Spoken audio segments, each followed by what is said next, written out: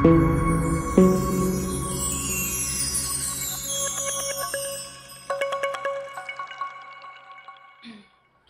Hello guys, आज हम पढ़ेंगे चैप्टर 3 प्लांट किंगडम। तो लेट्स स्टार्ट। ठीक है, इससे पहले हम 2 चैप्टर कंप्लीट कर चुके हैं, यूनिट 1 के लिविंग वर्ल्ड और biological classification. So now it's time for 3rd chapter plant kingdom. ठीक है, तो हमारा चैप्टर 3 स्टार्ट हो चुका है। Chapter 3 plant kingdom. In the previous chapter कौन सा था? Biological classification. We looked at the broad classification of living organism under the system proposed by Whittaker. याद रखना कि व्हिटेकर ने कब प्रपोज करा था। देखो 2 जगह दी है यही चीज। कब करा था? 1969 में। कब करा था? 1969 में। ओके रुको। ठीक है, wherein he suggested 5 kingdom classification उन्होंने बताया था। कौन कौन से थे इसमें? मोनेरा, प्रोटिस्टा, फंजाई, एनिमेलिया और प्लांटे। ठीक है, उसमें हमने क्या क्या पढ़ा था? 3 पढ़े थे, मोनेरा, प्रोटिस्टा, फंजाई। और मैंने कहा था कि एनिमेलिया 4th चैप्टर में पढ़ेंगे और प्लांटे हम 3rd चैप्टर में पढ़ेंगे। So, ये क्या है हमारा 3rd chapter. In this chapter we will deal in detail with further classification within kingdom Plantae, जिसको हम popularly क्या बोलते हैं? Plant kingdom। जिसे हम popularly क्या बोलते हैं? Plant kingdom। ठीक है, तो plant kingdom में हम किस किस के बारे में पढ़ेंगे? हम पढ़ेंगे एल्गी पहला, ब्रायोफाइट्स।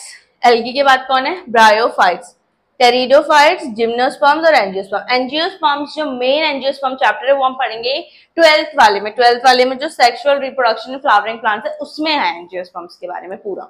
ठीक है, यहाँ हम इसका थोड़ा सा इंट्रोडक्शन पढ़ेंगे, पर इनके बारे में हम सब कुछ पढ़ेंगे डिटेल में एकदम। ठीक है, सो हमारा 3rd चैप्टर स्टार्ट हो जाता है। मेन 3rd चैप्टर जो हमारा अब स्टार्ट होता है। We must stress here that our understanding of the plant kingdom has changed over time. ठीक है, ये क्या बताना चाह रहा है कि जो हमारा प्लांट किंगडम जो हमने मतलब देखा कि प्लांट किंगडम क्या है। सबसे पहले हमने क्या देखा था कि प्लांट किंगडम को हर्ब्स शर्ब्स के बेसिस पे डिस्टिंग्विश कर दिया था। उसके बाद प्लांट किंगडम में सारे वो रख दिए थे जिनमें सेल वॉल होती है। उसके बाद फंजाई को भी एक बारी में इसमें रख दिया था, प्रोटिस्टा मोनेरा के मेंबर्स को भी इसी में रख दिया था। लेकिन उसके बाद में क्या करा गया? 5 किंगडम क्लासिफिकेशन बनाया गया, उन तीनों को बिल्कुल अलग कर दिया। प्लांट किंगडम को एक अलग सी जगह मिली जिसके बारे में हम इधर पढ़ेंगे। और प्लांट किंगडम में सिर्फ क्या क्या आने लग गए? एल्गी, ब्रायो, टेरिडो, जिम्नो और एंजियो।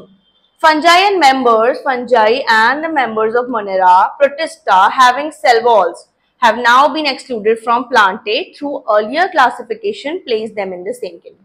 मैंने बताया इन्हें सेल वॉल के बेसिस पे जज कर दिया था। मतलब क्या कर दिया था? जो फंजाई, मोनेरा और प्रोटिस्टा के जो मेंबर्स है जिनमें सेल वॉल होती है, तो लगा लो फंजाई के उसमें तो हर उसमें सेल वॉल होती है, तो फंजाई तो पूरा ही प्लांटे में आ गया था। ठीक है, और सारे ये मेंबर्स क्या हुए थे? प्लांटे में कर दिए थे इन्होंने। लेकिन कुछ अर्लियर क्लासिफिकेशंस के थ्रू क्या कर दिया गया? प्लांटे को एक अलग ही जगह मिल गई। ठीक है, सो द साइनोबैक्टीरिया जिसको हम क्या बोलते हैं? Blue green algae. साइनोबैक्टीरिया के बारे में हमने उसमें पढ़ा था, याद आया? यू बैक्टीरिया में पढ़ा था हमने। ठीक है ना? Are not algae anymore.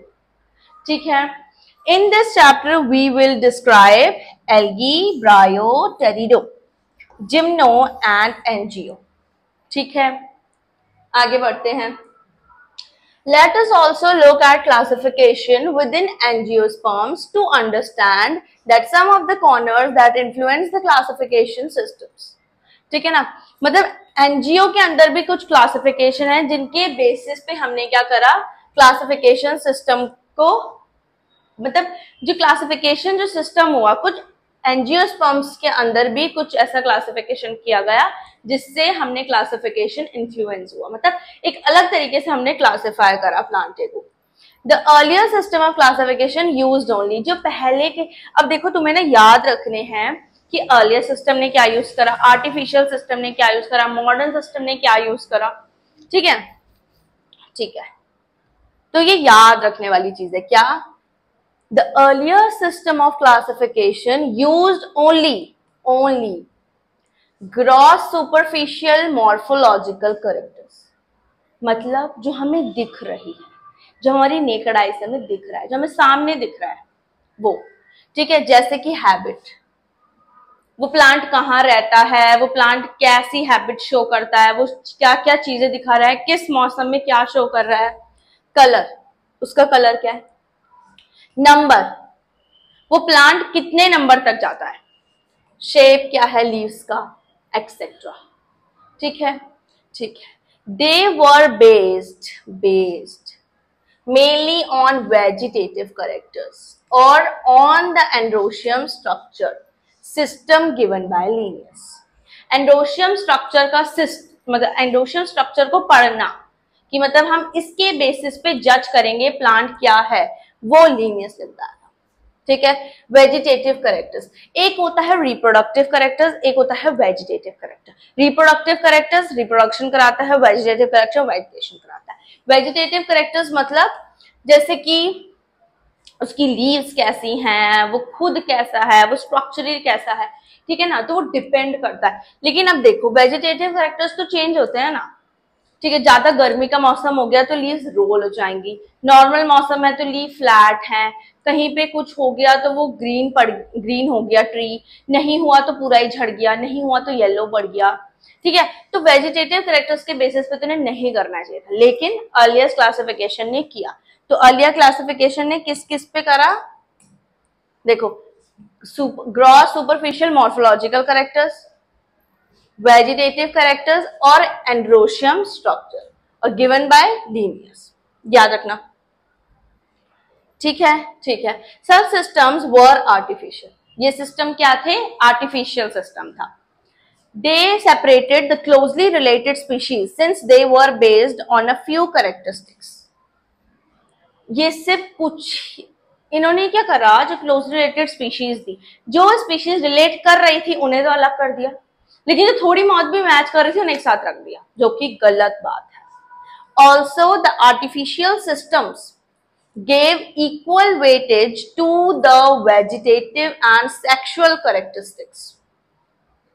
अब क्या करा, जो आर्टिफिशियल सिस्टम था उसने क्या करा, वेजिटेटिव को और सेक्सुअल कैरेक्टरिस्टिक्स को इक्वल वेटेज दी। अभी मैंने बताया कि वेजिटेटिव अलग है, रिप्रोडक्टिव और सेक्सुअल अलग है। जो सेक्सुअल कैरेक्टर्स है वो रिप्रोडक्शन में काम आते हैं, वो तो सेम ही रहेगा ना, सबका वही चेंज हो जाएगा, तो वो प्लांट ही पूरा मतलब एक अलग ही प्लांट नहीं दे देगा वो, अगर वही चेंज हो गया तो, ठीक है। लेकिन वेजिटेटिव कैरेक्टर्स क्या होते हैं, वो बदलते रहते हैं, वो मौसम से, टेम्परेचर से, ह्यूमिडिटी, सीजन से बदलते रहते हैं, ठीक है। डे नाइट चेंज होता रहता है उसमें। This is not acceptable since we know that, ये लाइन याद रखना, that often the vegetative characters are more easily affected by environment. ये लाइन आ सकती है कि which characters are easily affected by environment, तो हमें क्या रखना है, वेजिटेटिव। तो हम इन्हें इक्वल नहीं बता सकते, हम वेजिटेटिव और सेक्सुअल को इक्वल नहीं बता सकते, ठीक है, क्योंकि वेजिटेटिव एनवायरनमेंट से चेंज हो जाता है। As again this natural classification system developed which were based on natural affinities among the organisms. उसके बाद क्या हुआ, इसके अगेंस्ट नेचुरल क्लासिफिकेशन सिस्टम दिया गया, ठीक है। तो चलो उसके बारे में पढ़ते हैं। Not only the external feature, उसने सिर्फ एक्सटर्नल फीचर्स ही कंसिडर नहीं करे, बट इंटरनल फीचर्स भी कंसिडर करे। अब उन इंटरनल फीचर्स में याद रखना कौन कौन से है, ठीक है। लाइक अल्ट्रा स्ट्रक्चर, उसके अंदर का ढांचा कैसा है, अल्ट्रा स्ट्रक्चर, ठीक है, क्या अलग है, क्या पुराना है, कैसा है। एनाटॉमी, उसके अंदर की बॉडी स्ट्रक्चर, उसकी बोन्स कैसी हैं, सॉरी बोन्स नहीं, मतलब कि उसकी लीव्स कैसी हैं, वो क्या शो कर रहा है, ये सब चीजें, मतलब उसने सब चीज को एक बेसिस माना, ठीक है। एम्ब्रियोलॉजी कैसी है उसकी, फाइटोकेमिस्ट्री कैसी है, कैसे कैसे वो रिलेट कर रहा है, ठीक है ना। Such a classification for flowering plants was given by George Bentham and Joseph Dalton. ये क्लासिफिकेशन किसने दिया था। अब देखो ऐसे आ सकता है कि natural classification was given bye, तो तुम्हें क्या बोलना है, हमें नहीं पता, हमें नहीं पता। लेकिन natural classification for flowering plants was given by George Bentham and Joseph Dalton. इन्होंने सिर्फ फ्लावरिंग प्लांट्स के लिए दिया था, ठीक है ना, कि फ्लावर का स्ट्रक्चर कैसा है, कैसा फ्लावर होगा, ये इसके साथ कंबाइन कर गया तो कैसा फ्लावर बनेगा, ये सब चीजें। एट प्रेजेंट फाइलोजेनेटिक क्लासिफिकेशन, आज के जमाने में हम क्या पढ़ते हैं, फाइलोजेनेटिक क्लासिफिकेशन। क्या पढ़ते हैं हम, फाइलोजेनेटिक क्लासिफिकेशन, ठीक है, ठीक है। ये किस पे बेस्ड है, बेस्ड ऑन इवोल्यूशनरी रिलेशनशिप, बताया था मैंने, पिछले जन्म से रिलेट होता है, हमारे एंसेस्टर्स को भी रिलेट करता है, ठीक है ना, ठीक है। Between the various organisms are acceptable, इसे पूरे तरीके से एक्सेप्टेबल माना गया। This assumes that organism belonging to the same taxa have a common ancestor। उसने क्या माना कि जो सेम टेक्सा के थे ऑर्गेनिज्म, उनका कॉमन एंसेस्टर है, उनका लगभग एक या दो ही एंसेस्टर्स हैं, ऐसा माना गया, ठीक है ना, एक ही कॉमन एंसेस्टर माना गया उनका, ठीक है। We now use information for many other sources to help resolve difficulties in classification. हमने बहुत सारी इंफॉर्मेशन को लिया, बहुत सारी चीजें ली ताकि हम डिस्टिंग्विश कर पाए, ताकि हम देख पाए कि हमें क्लासिफिकेशन कैसे करना है। These become more important when there is no supporting fossil evidence। अब ये सब चीजें क्लासिफिकेशन के लिए, मतलब एक क्लासिफाई करना उसे, कि तब ज्यादा डिफिकल्ट हो गया जब हम पे कोई फॉसिल नहीं मिला। अगर हमें कोई फॉसिल नहीं मिलेगा तो हम कैसे डिस्टिंग्विश कर पाएंगे, हम कैसे डिस्टिंग्विश कर पाएंगे। तब आया numerical taxonomy, which is now easily carried out using computers based on all observable characteristics। ठीक है, कि वो ये क्या करता है, न्यूमेरिकल टैक्सोनॉमी क्या करती है, ये जो ऑब्जर्वेबल कैरेक्टरिस्टिक्स हैं उनके बेसिस पे, उस बेस पे वर्क करती है through computers. Number and codes are assigned to all the characters and the data are then proceeded. हर एक कैरेक्टर को एक नंबर और एक कोड प्रोवाइडेड करा गया है क्लासिफिकेशन में। In this way each character is given equal importance. तो इसका मतलब हर एक कैरेक्टर को क्या दी जाती है, इक्वल इंपॉर्टेंस दी जाती है, चाहे वेजिटेटिव हो, सेक्सुअल। इक्वल वेटेज नहीं दिया जा रहा है, इक्वल इंपॉर्टेंस दिया। इक्वल वेटेज का मतलब होता है दोनों को साथ में हमने रख दिया। इक्वल इंपॉर्टेंस होता है हम उन्हें साथ में लेके चल रहे हैं, मतलब उन दोनों का आपस में कोई मेल नहीं है, वो आपस में इक्वल नहीं है, पर हम दोनों को इक्वल महत्व दे रहे हैं, ठीक है। And at the same time hundreds of characters can be consider, और एक ही टाइम पे हम हंड्रेड्स ऑफ कैरेक्टर्स को क्या कर सकते हैं, कंसीडर करते हैं।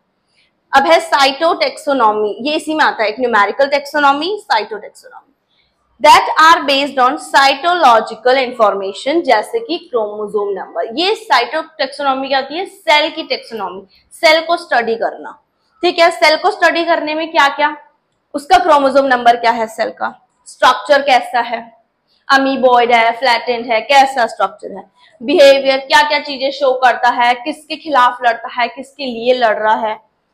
और अब है लास्ट कीमोटैक्सोनॉमी। लास्ट क्या है, कीमोटैक्सोनॉमी। कीमोटैक्सोनॉमी में क्या आता है, ये chemical constituents of the plant, uses the chemical constituents of the plant to resolve confusions, are also used by taxonomists these days। तो तीन हमने पढ़े, न्यूमेरिकल टैक्सोनॉमी नंबर और कोड्स असाइन करता है, कंप्यूटर के बेस्ड होता है। साइटोटैक्सोनॉमी क्रोमोसोम का नंबर, उसका बिहेवियर, और एक और था उसका स्ट्रक्चर। और फिर है कीमोटैक्सोनॉमी, केमिकल बेस्ड, कीमो मतलब केमिकल बेस्ड, जो हम डिस्टिंग्विश करते हैं कि मतलब केमिकल्स के थ्रू हम प्लांट्स के क्या कर रहे हैं, उसके कंसिडरेशंस को ले रहे हैं। तो इसका इंट्रोडक्शन यहीं पे खत्म होता है, ठीक है।